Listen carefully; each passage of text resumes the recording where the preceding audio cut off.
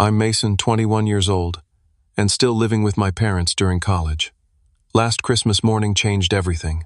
My sister Bella unwrapped plane tickets to Europe while I got a self-help book called How to Grow Up. The disappointment stung as they gushed over her gift and dismissed mine as something you need.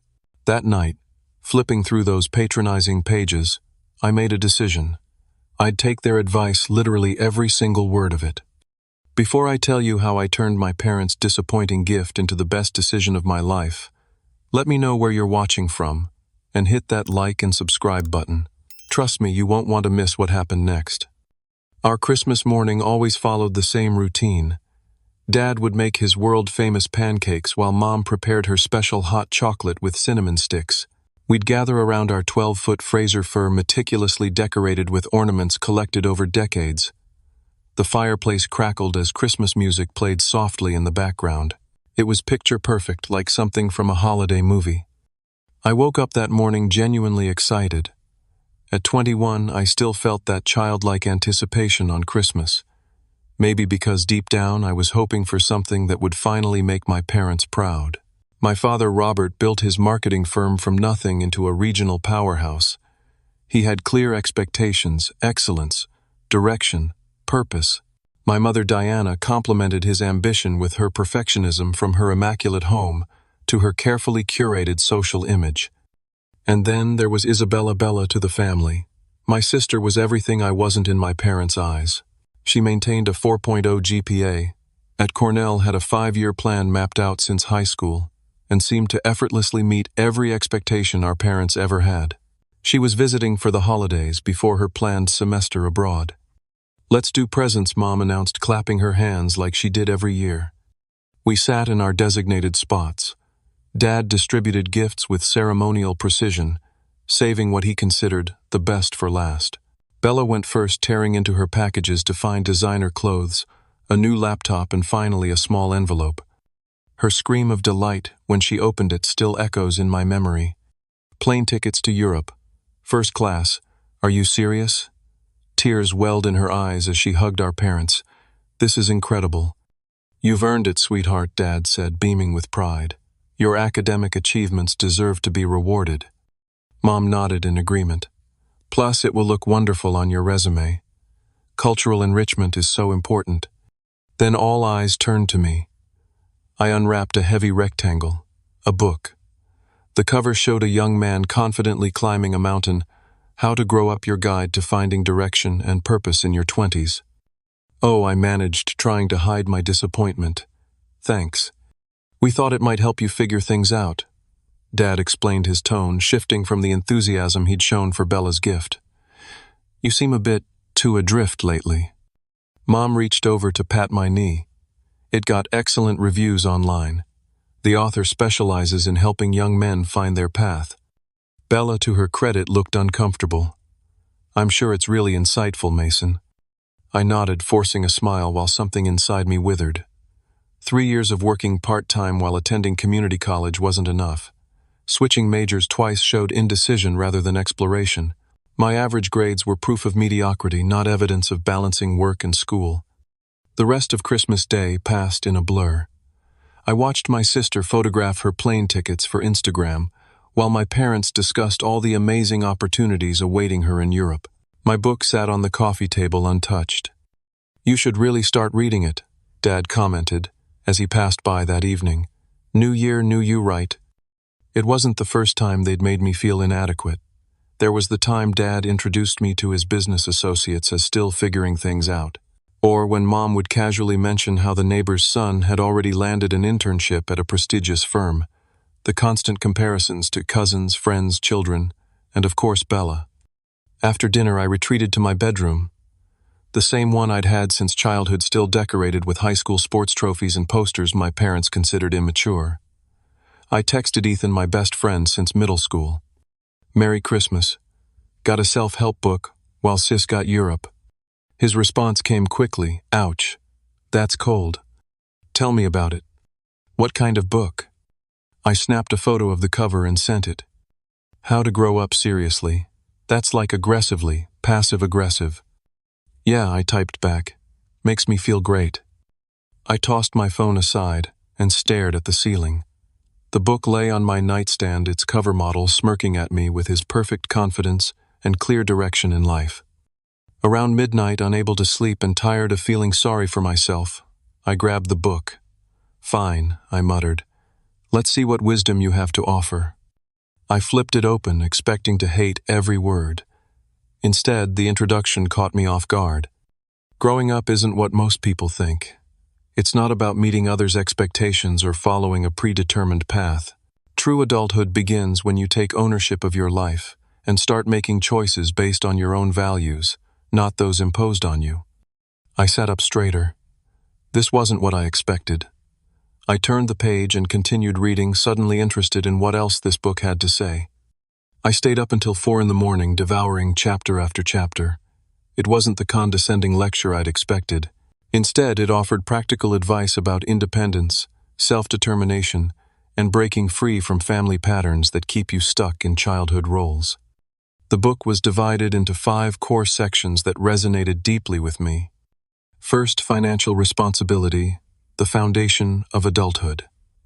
This chapter broke down how continuing to rely on parents financially keeps you in a childlike position regardless of your age. It detailed creating budgets, building credit, and making financial decisions independently. Second, creating your life blueprint. Unlike the rigid 5-year plans, my parents revered this section emphasized identifying personal values and setting goals aligned with your own definition of success, not someone else's. Third, independent living skills. From cooking to basic home repairs, this practical section outlined the everyday competencies that build confidence and self-sufficiency. Fourth, setting healthy family boundaries. This chapter hit hardest. It described exactly how well-meaning parents can undermine adult children's independence by maintaining outdated dynamics and expectations. The solution: creating clear boundaries through actions, not just words. Fifth, finding mentors beyond family. The author explained how parents have limitations as guides into adulthood, especially when established patterns make it difficult for them to see you as an autonomous adult. Around dawn, I had an epiphany. My parents didn't just see me as failing to grow up, they were actively preventing it by treating me like a perpetual teenager. The small bedroom with childhood decorations, the curfews they still suggested, the way they questioned my spending, my friends, my choices, all while wondering why I hadn't launched successfully. I grabbed a notebook and began drafting what the book called a 90-day transformation plan. First priority, finding my own place. I opened my laptop and searched for affordable apartments near campus. Most were out of my price range on my current part-time retail salary, but I found listings for studios and room shares that might work with a better job, which led to priority 2, employment. I updated my resume according to the book's guidelines, emphasizing skills rather than positions. I searched job boards until I found several promising options, including an entry-level position at a local tech startup that offered flexible hours around class schedules. Financial calculations came next. I'd need first and last month's rent, utility deposits, basic furniture, and a financial cushion. The book recommended having 3 months of expenses saved before moving out. I calculated exactly what I'd need to save and by when. I also researched additional student loans and grants to ensure my education wouldn't be interrupted. The book was clear: independence doesn't mean isolation. Use available resources wisely while building self-sufficiency. By the time my parents knocked on my door to ask why I hadn't come down for breakfast, I had a comprehensive plan laid out. I quickly tucked it under my pillow. "Have you been reading all night?" Mom asked, noticing the book on my lap. "Just getting started on your advice," I said, surprised at how neutral my voice sounded despite my internal excitement. "Well, don't take it too seriously," Dad chuckled from the hallway. "It's not like we expect you to transform overnight." Their casual dismissal only strengthened my resolve. This wasn't about spite, though. As I worked on my plan throughout the day, I realized I genuinely wanted the independence described in the book. The hurt from Christmas had merely been the catalyst. That afternoon, I called Ethan to share my plan. "You're really going to move out?" "Because of a book?" he asked skeptically. "Not because of the book," I clarified. The book just made me see things clearly. I need to do this for me. Just don't do anything rash because you're mad at your parents, he cautioned. That's not really growing up. I know, I assured him. This isn't about them anymore. It's about becoming the person I want to be.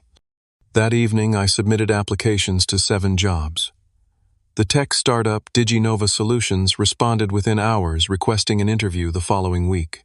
I scheduled it during a time I knew my parents would think I was at my regular retail shift. My retail manager was surprised when I asked for more hours. Thought you wanted to focus on school. Plans change, I replied. I need to save up for something important. Every extra dollar went into a separate savings account my parents didn't know about. I started selling unused items online. I downloaded apps that paid me to complete market research surveys during downtime between classes. When I wasn't working or studying, I was reading the book, highlighting passages, and making notes. The more I read, the more I recognized patterns in my family that had kept me stuck. The way accomplishments were measured against others rather than personal growth. How independence was theoretically encouraged but practically discouraged through subtle undermining. The DigiNova interview went surprisingly well. The interviewer, a young team leader named Jackson, seemed impressed by my enthusiasm and willingness to learn. We need someone who can manage our social media and help with basic digital content, he explained. The hours are flexible, and there's room to grow if you show initiative. 2 days later, I received an offer with a salary that would make my plan possible within 3 months. I accepted immediately, but told no one, except Ethan and my academic advisor, Dr. Reynolds, who helped me rearrange my class schedule to accommodate the new job. This sounds like a positive step, Mason, Dr. Reynolds said. Actually, I know someone who might be a good resource for you. He wrote down a name and number. Harold Jenkins runs several successful businesses in town. He mentors students occasionally. I'll introduce you via email. As January turned to February, my transformation was underway and visible to my parents, who still saw only what they expected to see. By mid-February, I'd saved enough for a security deposit and first month's rent. The apartment I found wasn't fancy, a studio in an older building near campus, with scuffed hardwood floors and a kitchenette that had seen better days. But it was clean, safe, and most importantly, mine. The property manager, Mrs. Mitchell, was a no-nonsense woman in her 70s who squinted at me suspiciously when I inquired about the unit. You look young. Ever lived alone before? No, ma'am, I answered honestly, but I'm ready to learn. Something in my earnestness must have convinced her. Rent's due on the 1st. No parties. Fix what you break. I don't tolerate drama. I signed the lease that day, arranging to take possession on the 1st of March. The timeline gave me 6 more weeks to prepare while continuing to live at home. Meanwhile, I met Harold Jenkins at a coffee shop near campus. Dr. Reynolds had made the introduction via email, and Harold suggested meeting in person. He was in his 50s with salt and pepper hair and the relaxed confidence of someone comfortable in his own skin. So you're looking to make some changes, he said after we'd exchanged pleasantries.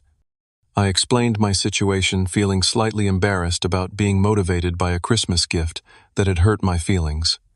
Harold didn't judge. Sometimes the best motivation comes from unexpected places. The question is, what are you going to do with it?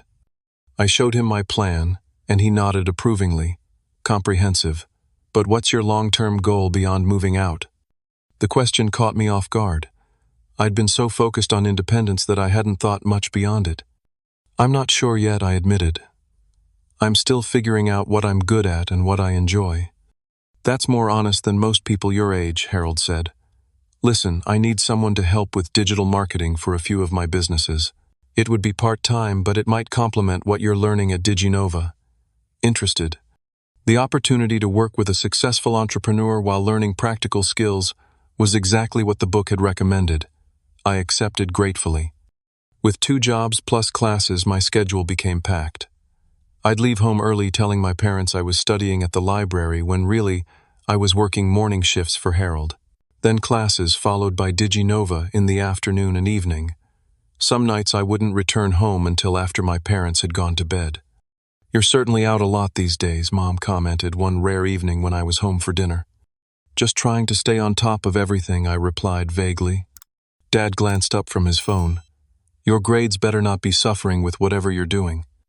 What he didn't know was that my grades were actually improving. The book had suggested finding study methods that matched your learning style rather than traditional approaches. I discovered I retained information better through audio recordings and practical application than through reading textbooks. Dr. Reynolds noticed the improvement during our bi-weekly check-ins. Whatever you're doing, Mason, it's working. Your last 2 papers showed significant improvement. While my academic and professional life flourished, I was also secretly preparing for the move. I purchased essentials, gradually dishes from a thrift store bedding on sale, a desk from someone in my building who was moving. I stored everything in my car, or at Ethan's apartment until moving day. During this time, Bella called regularly from Europe, her Instagram filling with photos of ancient architecture and new international friends. You should see the Louvre, Mason. It's mind-blowing, she gushed during one video call. For perhaps the first time, I felt genuinely happy for her, without the undercurrent of comparison and inadequacy. It looks amazing, Bella. I'm glad you're having such a great experience. How are things at home, she asked. The same, I said, choosing not to share my plans. Bella meant well, but she'd never been able to keep secrets from our parents. One evening in late February, I overheard my parents talking in the kitchen when they thought I was in my room. Do you think we should convert Mason's room after Bella gets back? Mom asked. She mentioned wanting a home office space when she starts her summer internship. Might light a fire under him, Dad replied. 21 and still no clear direction. I'm starting to worry he'll never leave. Robert, he's still young. I was married with a mortgage and starting my business at his age. Different times, Mom sighed. But I agree, he needs more motivation. That book doesn't seem to have made much impact. Their words stung, but differently than before. Now I felt sorry for them. Sorry they couldn't see the changes I was making. Sorry our relationship had become so superficial that they had no idea who I really was or what I was capable of. The next day at DigiNova, I met Amelia. She worked in the graphic design department and stopped by my desk to discuss a social media campaign we'd be collaborating on. With wavy brown hair and intelligent green eyes, she carried herself with the quiet confidence I was working to develop. You're new here, right? She asked. How are you liking it so far? Our conversation extended through lunch and into coffee after work. I found myself telling her about my situation, the book, my parents, the secret apartment. That's actually pretty impressive, she said. Most people just complain about their parents but never do anything to change the dynamic. I'm still nervous about it, I confessed. What if I fail? Then you learn and adjust, she shrugged. That's what adults do. Her matter-of-fact support was refreshing after years of my parents' conditional approval. We exchanged numbers, and over the next few weeks Amelia became another pillar in my support system, offering practical advice about living independently and occasionally helping me transport items to my new apartment in preparation. By the end of February, everything was in place. I'd saved 3 months' worth of expenses. My new apartment was partially furnished and stocked with essentials. I'd arranged for utilities to be connected. My jobs were going well, and I'd even begun building a small emergency fund. The night before my planned move, I wrote a letter to my parents, explaining my decision, explicitly referencing the book they'd given me, and how it had inspired me to take charge of my life. I placed it in an envelope on my desk ready for the next day, when they would be attending an overnight business conference 2 hours away. As I looked around my childhood bedroom one last time, I felt a complex mix of emotions, anxiety about the unknown, sadness for the relationship I wished I'd had with my parents, but predominantly excitement for the life I was choosing to create. The 1st of March arrived with unexpected sunshine after weeks of gray winter skies. I took it as a good omen. My parents had left early that morning for Dad's business conference, kissing me absently on the forehead like I was still 10 years old. There's money for pizza on the counter, Mom said. We'll be back tomorrow evening. Got it. Have a good trip, I replied, knowing it was the last time I'd have this conversation in this house. The moment their car disappeared down the street, I called Ethan and Amelia. They arrived within the hour, Ethan's truck ready to transport the remaining furniture I'd claimed, my desk, bookshelf, and the comfortable reading chair that had been in my room since high school. "You sure about this?" Ethan asked as we carried the desk down the stairs. "More sure than I've been about anything," I confirmed. Amelia was methodically boxing up my books and electronics. "Your parents really have no idea." "None. They see what they expect to see." We worked efficiently, and by early afternoon my childhood bedroom was half empty. I'd left behind anything that represented the child they thought I still was: sports trophies, old gaming posters, the twin bed I'd long outgrown. What remained looked like a guest room with a few personal touches. Before leaving, I placed the letter prominently on the kitchen counter where they'd be sure to see it when they returned. It read, "Dear Mom and Dad, *. By the time you read this, I will have moved into my own apartment. The book you gave me for Christmas, How to Grow Up, helped me realize it was time to take full responsibility for my life and future. *. I've secured a new job, arranged my class schedule, and saved enough to support myself. I've also found mentors who believe in my potential. *. I'll always be grateful for everything you've provided, but now it's time for me to provide for myself. I hope you'll respect my decision even if you don't initially understand it. *. I'll call you next week, after we've all had some time to process this change. Love *. Mason. I included my new address, but not my phone number. They already had that. Standing in the doorway of the house I'd lived in my entire life, I felt a momentary panic. Was I making a huge mistake? Then I remembered my parents' conversation about converting my room, their dismissive comments, and the constant comparison to Bella. I closed the door firmly behind me. My new apartment was exactly as Mrs. Mitchell had shown it, small, somewhat worn, but with good natural light and the promise of becoming something more. The previous tenant had painted the walls a pale blue that brightened the space. My few pieces of furniture looked lost in the open studio layout. "It's a blank canvas," Amelia said encouragingly, helping me arrange my desk near the window. Ethan returned from his third trip carrying a housewarming gift, a small toolkit. "For all the adulting you'll be doing," he joked. After they left, I stood alone in my new home, the reality of my decision sinking in. That first night was a strange mix of exhilaration and terror. The building creaked in ways I wasn't used to. The neighbor's muffled television penetrated the thin walls. The ancient radiator clanged alarmingly around midnight. I discovered immediate issues. The kitchen faucet dripped constantly. The shower took 4 minutes to produce hot water, and the refrigerator hummed so loudly it was difficult to ignore. But they were my problems now, in my space. Using Ethan's toolkit and YouTube tutorials, I fixed the dripping faucet that first night. The small victory felt more significant than any academic achievement my parents had ever dismissed. The next day, my phone began ringing around noon, earlier than I'd expected. My parents must have returned to the conference early. Mom called first, then Dad, then Mom again. Text messages followed. "Mason, call us immediately." "Where are you? This isn't funny. We're coming home now." I silenced my phone. The book had emphasized the importance of establishing boundaries from the beginning. Responding immediately to their panic would set a precedent I didn't want. Instead, I attended my afternoon classes, then worked my shift at DigiNova. Amelia brought me coffee around 5 o'clock. "How many times have they called?" she asked. I checked my phone. 27 missed calls and 34 text messages. "Wow, that's intense." "They've never not known where I am," I explained. "This is new territory for all of us." By evening, the messages had escalated to threats of calling the police and checking hospitals. I finally texted back a brief message: "I'm safe. Please read my letter. I'll call tomorrow." Their response was immediate: "Come home, now." I turned off my phone and focused on organizing my new kitchen.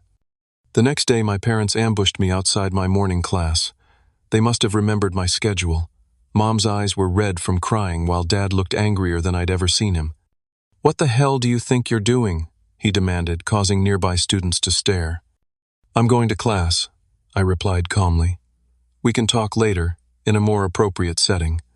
"We'll talk now," he insisted, grabbing my arm. I gently but firmly removed his hand.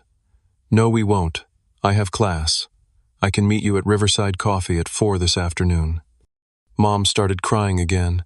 "Mason, please just come home. Whatever point you're trying to make." "It's not a point, Mom. It's a life choice. I'll see you both at 4 if you want to talk civilly." I walked into the building, my heart pounding but my resolve firm. The coffee shop meeting was tense from the start. My parents arrived early and selected a table in the corner, both looking like they hadn't slept. "How could you do this to us?" Mom began before I'd even sat down. "I didn't do anything to you," I replied. "I made a decision about my own life." Dad leaned forward. "After everything we've given you, this is how you repay us, with a letter and an empty room." "I'm grateful for everything you've provided," I said, sticking to the script I'd mentally prepared. "But the book you gave me made me realize it was time to stand on my own." "The book?" Mom looked confused. "What book?" "How to Grow Up, my Christmas present." They exchanged glances. "That was just a stocking stuffer," Dad dismissed. "We didn't expect you to take it literally." "Maybe you should have," I suggested, "because it had some excellent advice about becoming independent and establishing healthy adult relationships with parents." The conversation deteriorated from there. They listed all the ways I was being ungrateful, impulsive, and foolish. They questioned how I could afford an apartment where I got the furniture who helped me move. They demanded to see my new place immediately. I held firm. "I'm not asking for your approval or permission. I'm informing you of my decision as one adult to others. I'd like to have a relationship with you both, but it needs to be different than before." We left the coffee shop with nothing resolved. Mom was crying again, and Dad warned me I'd come crawling back when I failed at this independence experiment. As I walked back to my apartment, I felt hollow. I'd stood my ground, but the cost seemed enormous. For the first time, I questioned whether I'd made the right choice. That night, I experienced the silence of true independence. No sounds of my parents watching television downstairs. No mom checking if I needed laundry done. No expectations, but also no safety net. The following weeks were a roller coaster. My parents alternated between angry messages, pleading calls, and cold silence. They showed up at my workplace until my manager asked them to leave. They sent Bella, who had returned early from Europe due to the family emergency, to convince me to come home. To her credit, Bella didn't push too hard. "They're a mess, Mason. Mom barely sleeps and Dad is distracted at work. I'm sorry they're struggling," I said sincerely. "But this was necessary." She looked around my small apartment with undisguised curiosity. "It's actually kind of nice. Needs some decoration, but it's yours." Exactly. Through it all, Harold continued mentoring me, offering perspective from someone who'd navigated his own complicated family dynamics. Parents struggle when their children make choices they wouldn't make. Doesn't mean you're wrong, just different. Amelia became a steady presence, helping me navigate landlord issues and teaching me to cook simple meals. Our relationship deepened as she saw me standing firm despite the pressure. "Most guys I know would have caved by now," she observed one evening, as we shared a homemade pasta dinner in my gradually improving apartment. "I can't go back," I realized aloud. Not to who I was before. The hardest moments came when doubt crept in, when my car needed unexpected repairs that nearly depleted my emergency fund, when I got sick and had to work anyway because bills don't care if you have a fever, when I missed the comfort of my mother's cooking or my father's admittedly useful advice about car maintenance. But with each challenge faced and overcome, my confidence grew. I was becoming the person the book had described, someone who took ownership of his life, made independent choices, and learned from mistakes rather than avoiding them. By June, 3 months into living on my own, the reality of adult independence had fully set in. The initial excitement had given way to the mundane responsibilities that come with self-sufficiency. Bills arrived with relentless regularity. The apartment needed constant attention, cleaning, minor repairs, maintenance. Grocery shopping, cooking, and laundry consumed time. I hadn't appreciated when my mother handled these tasks. Financial pressure became my constant companion. An unexpected rate increase from the electric company threw off my carefully planned budget.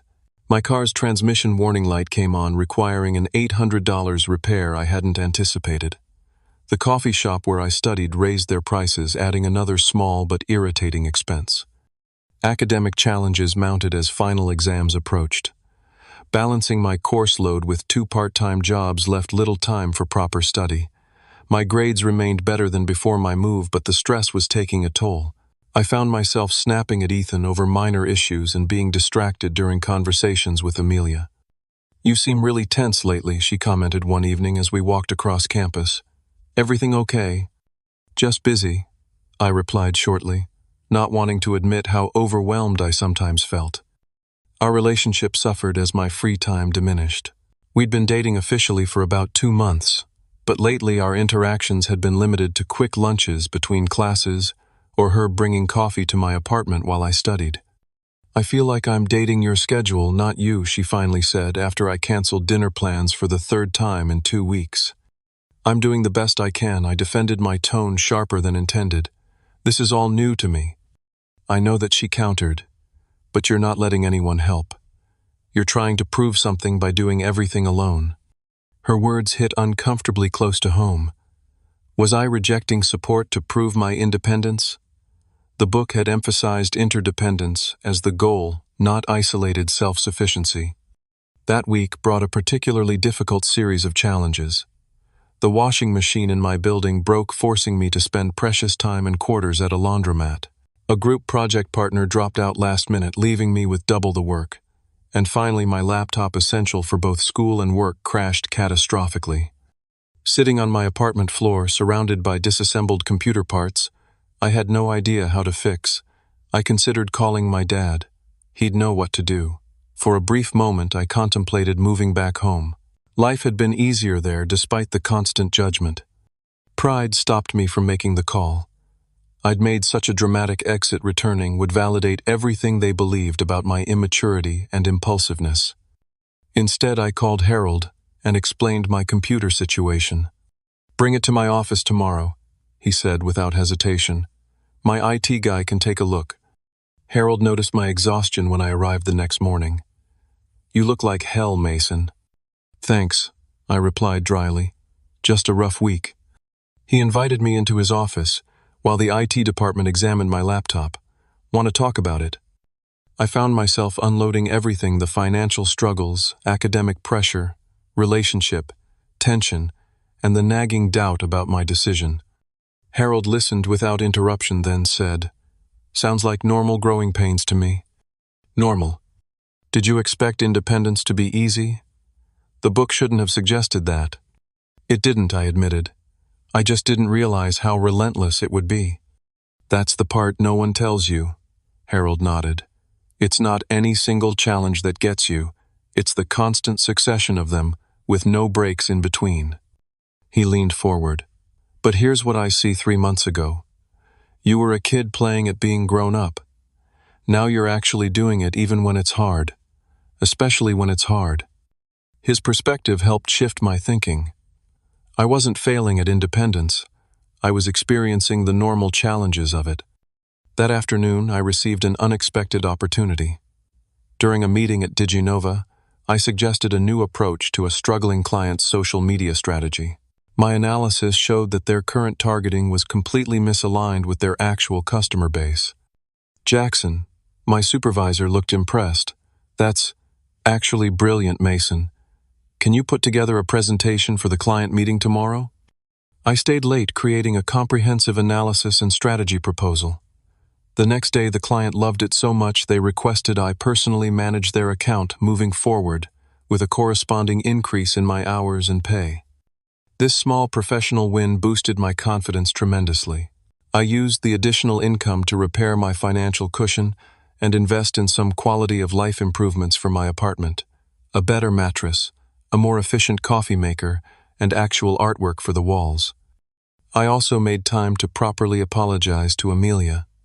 "You were right," I told her over dinner at my place, a meal I'd carefully prepared using skills learned from YouTube cooking channels. I was trying to do everything alone to prove a point. She accepted my apology with characteristic grace. "Independence doesn't mean isolation, Mason. It means choosing your connections rather than having them chosen for you. In late June, Bella returned from Europe permanently.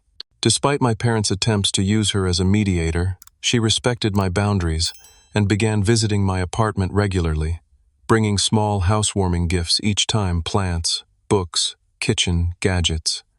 "They're still mad," she informed me during one visit, "but more hurt than anything. Mom keeps your room exactly as you left it." "How are they otherwise?" I asked, genuinely curious. "Dad's business is doing well. Mom's joined some community board. They talk about you, but mostly when they think I can't hear." I nodded, unsurprised. "And what do you think about all this?" Bella was quiet for a moment. "Honestly, I think you did something brave. They've always had different standards for us. I got away with things you never could, got praised for things you never did. It wasn't fair." Her acknowledgement of the disparity I'd felt my entire life was unexpectedly healing.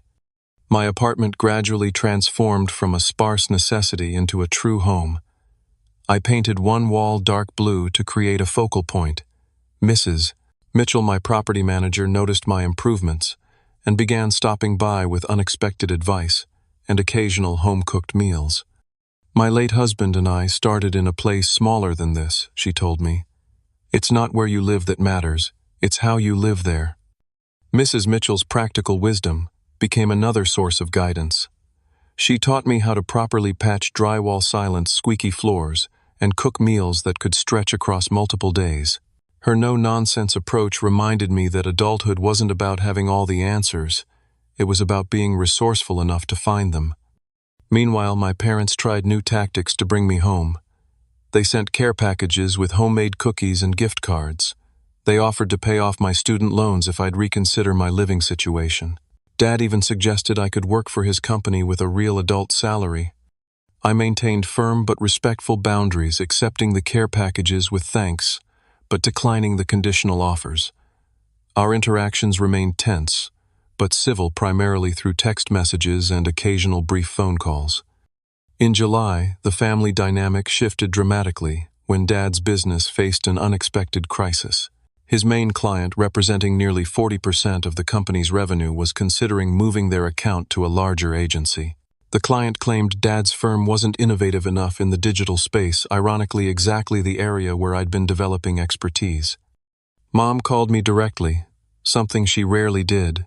"Your father would never ask this himself, but his business is in trouble. The Townsend account is threatening to leave." I knew Richard Townsend from business dinners at our home over the years. He'd always been polite to me, but dismissive in that way adults often are with teenagers. "I'm sorry to hear that," I said cautiously. "Why are you telling me?" "Because you work in digital marketing now," Mom said. "And because, despite everything, you're still part of this family." The conversation left me conflicted. Part of me wanted to maintain the separation I'd established. Another part recognized an opportunity to demonstrate my growth while potentially helping my family. After discussing it with Harold, I called my father directly. Mom told me about the Townsend situation. I might be able to help. The silence on the other end lasted so long I thought the call had dropped. Finally, Dad cleared his throat. "What did you have in mind?" "I'd need to see your current strategy first," I said. "But I have experience with similar clients now." "This isn't a game, Mason. This is my livelihood." "I'm well aware," I replied evenly. "That's why I'm offering professional assistance, not playing family politics." Another long pause. "Fine. Come to the office tomorrow morning." As I hung up, I realized this would be the first time my father would see me as a potential colleague rather than just his son. The thought was both terrifying and exhilarating. Walking into my father's office building the next morning felt surreal. I'd visited many times growing up, but always as Robert's boy. Today I carried a portfolio and wore business casual attire rather than the jeans and t-shirts Dad had always criticized. His assistant Jennifer, who had known me since I was 10, did a double take. "Mason, you look different." "Professional growth," I smiled. "Is he ready for me?" Dad and Richard Townsend were waiting in the conference room. Richard looked surprised to see me. "Mason, you're the digital consultant." He looked at my father questioningly. Dad shifted uncomfortably. Mason has been working in digital marketing. He offered some insights. I extended my hand to Richard. It's good to see you again, Mr. Townsend. I understand you have concerns about the digital strategy for your account. The meeting was initially awkward. Dad seemed torn between wanting help and being uncomfortable with me providing it. Richard was skeptical but willing to listen.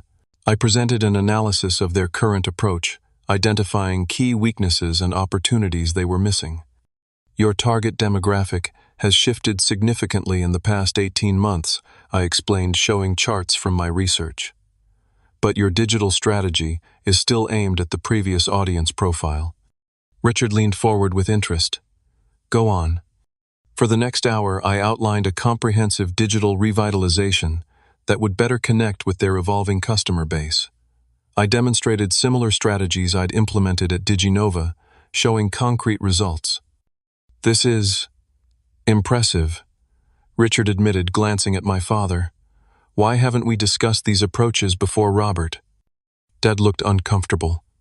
We've been developing new strategies. Not like this, Richard countered. This is exactly what we've been asking for. After Richard left, promising to reconsider his decision to move the account, Dad and I sat in awkward silence. Where did you learn all that? He finally asked. On the job. From mentors. From necessity, I replied. The positions you thought were wastes of time were actually building valuable skills. He nodded slowly. Your presentation was better than what my team developed. It was the closest thing to professional praise I'd ever received from him. I could help implement it, I offered. As a consultant, not as your son. Dad seemed to struggle with the concept. Let me think about it. Mom insisted on a family dinner that weekend. I agreed with the condition that they come to my apartment rather than me returning to their house. They'll hate that Bella warned when I told her my plan. It's important they see me on my terms, I explained, not as someone who failed and came crawling back. To my surprise, they accepted. The dinner was a tense affair initially. Mom couldn't stop herself from reorganizing my kitchen while I cooked. Dad inspected everything, looking for flaws to confirm his belief that I was struggling. The water pressure is terrible in this building, he commented after using my bathroom. I've adjusted to it, I replied simply. The conversation remained superficial until Mom noticed the book, their Christmas gift, prominently displayed on my bookshelf. You really did take that book seriously, she said, sounding puzzled. It gave me perspective I needed, I replied. Maybe you should read it. We didn't actually read it before giving it to you, Dad admitted unexpectedly. It was a last-minute gift. We were more focused on Bella's Europe trip. His honesty created an opening. That was part of the problem, I said carefully. You both had such different expectations for Bella and me. I felt like I was constantly falling short no matter what I did. That's not true, Mom protested. We just wanted you to find direction. No, Bella interjected. Mason's right. You've always had different standards for us. You gave me freedom and supported my choices. With Mason, you questioned everything. I was grateful for her support, but tried to keep the conversation productive. I needed to prove to myself that I could be independent, that I could make good decisions without your approval. Dad looked around my apartment with new eyes. And have you proven it to yourself? I'm getting there, I answered honestly. It hasn't been easy, but it's been worth it. The dinner ended with tentative peace. We hadn't resolved everything, but real conversation had begun. The following week, Dad called me officially. We'd like to hire you as a consultant for the Townsend account, he said, his tone strictly professional. Richard specifically requested you. I accepted, establishing clear boundaries about my role and compensation. My experience with Harold had taught me the importance of keeping business arrangements formal, even with family. Working with my father professionally revealed sides of each other we'd never seen. He witnessed my competence and creativity firsthand. I saw his business acumen and the pressures he faced. We developed a mutual respect that had been missing from our personal relationship. Richard was impressed enough with the initial results that he not only kept his business with Dad's firm, but increased their services. During one meeting, he said something that changed the family dynamic permanently. You know, Robert, you never mentioned Mason had such talent. You've been hiding quite an asset. My father really looked at me perhaps for the first time. Yes, he said slowly. I'm beginning to realize that. After the meeting, he asked if I had time for coffee. We sat in uncomfortable silence until he finally spoke. I owe you an apology, Mason. I've been trying to make you into a version of me instead of seeing who you actually are. The admission stunned me. I just wanted you to be proud of me, I confessed, but it seemed like nothing I did was ever enough. Because I was measuring you against my own journey, not yours. He stared into his coffee. When I was your age, I was terrified of failing. I think I projected that onto you. It wasn't a complete reconciliation, but it was a beginning. Mom made her own overture a week later. She called to tell me she'd finally read the book they'd given me for Christmas. It wasn't what I expected, she admitted. It made me realize we've been keeping you dependent while complaining about your lack of independence. That's exactly what I needed to hear 6 months ago, I said. I know. I'm sorry it took me so long to understand. Gradually, our relationship transformed. My parents began treating me as an adult with his own life rather than an extension of their expectations. They asked about my work with genuine interest. They respected my boundaries and called before visiting. Mom stopped trying to rearrange my apartment, and Dad stopped pointing out everything that needed fixing. Bella noticed the change during a family dinner at their house in August. They're different with you now, she whispered while our parents were in the kitchen. They actually listen when you talk. It's been a long road, I acknowledged. Worth it though, right? Looking at my sister now, a friend, rather than a measuring stick, I nodded. Definitely worth it. 1 year after that fateful Christmas, my life had transformed in ways I couldn't have imagined. My studio apartment, once sparse and utilitarian, had become a comfortable home reflecting my personality. Plants thrived on the windowsills. Bookshelves held volumes I'd actually read, and the walls displayed art I'd chosen myself. My relationship with Amelia had deepened into something solid and mutually supportive. She'd taught me that independence didn't mean doing everything alone. It meant choosing interdependence based on respect rather than obligation. Academically, I'd found my stride. My grades were consistently strong, and I'd declared a major in digital marketing with a minor in entrepreneurship. Dr. Reynolds had become a trusted advisor, connecting me with opportunities that aligned with my newly discovered strengths.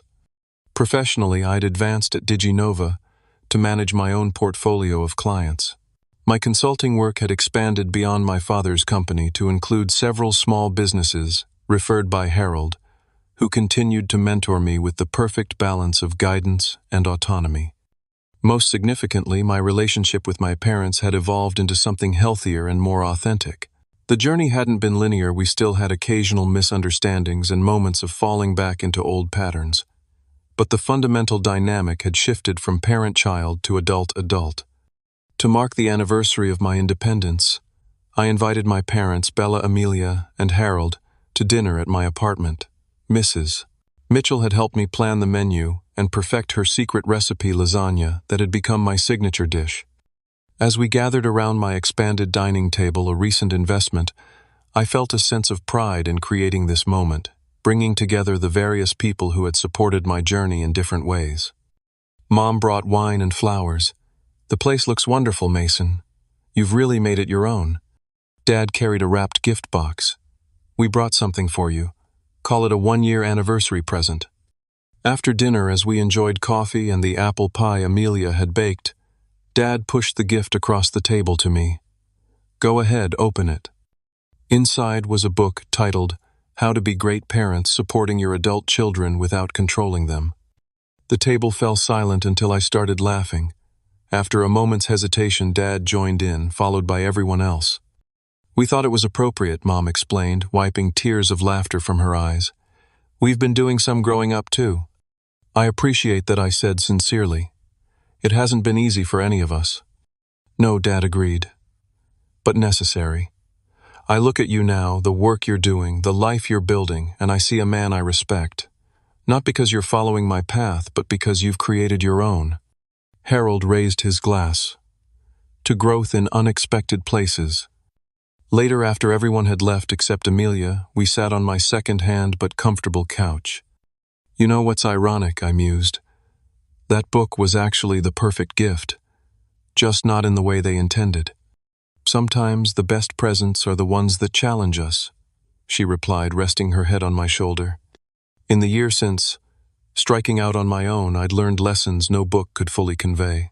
I'd discovered that true independence isn't about separation from others, but about engaging with them from a place of self-knowledge and strength. I'd learned that family relationships can evolve if both sides are willing to see each other anew. Most importantly, I'd learned that growing up isn't a destination, but a continuous process, one that even my parents were still navigating in their own way. The journey hadn't been easy.